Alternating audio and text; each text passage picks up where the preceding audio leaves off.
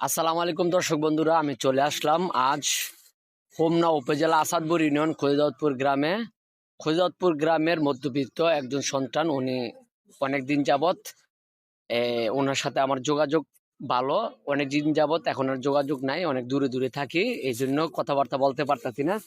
তো আপনাদের কাছে উনি কি কাটতেছে দেখতে তো পারতেছেন, দেখেন কাটেন এই যে হ্যাঁ, দেখতে তো পারতেছেন কি কাটতেছে।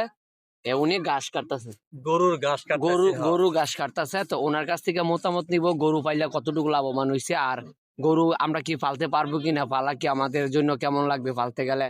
তো কাকা, এই যে ঘাস কাটার পরে আগে কথাটা শুনেন। হ্যাঁ, তা আপনি কি কিসের ঘাস কাটতেছেন?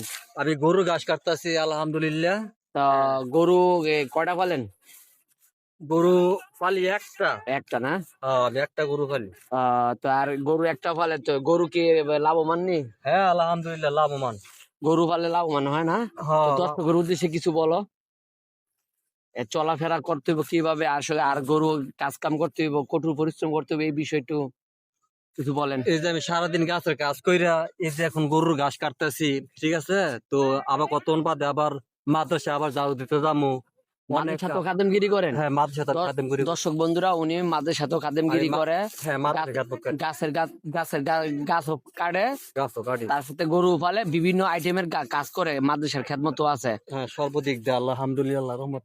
তো সব দিক দিয়ে ভালো থাকে, ভালো আছেন না? শরীরটা ভালো তো না? আলহামদুলিল্লাহ। হ্যাঁ, আপনাদের জন্য সবাই ভালো থাকবেন ইনশাল্লাহ। আমার জন্য দোয়া করেন, আমি আপনাদের জন্য দোয়া করি। তো ধন্যবাদ দর্শক বন্ধুরা, আমার কাকাতে বলছে সবাই ওনার জন্য দোয়া করবেন। উনি খুবই পরিশ্রম করে, মাদ্রাসার কাজেও আছে, তার সাথে মাদ্রাসার লাইনও আছে, এবং কি কঠোর পরিশ্রম করে চলাফেরা করে।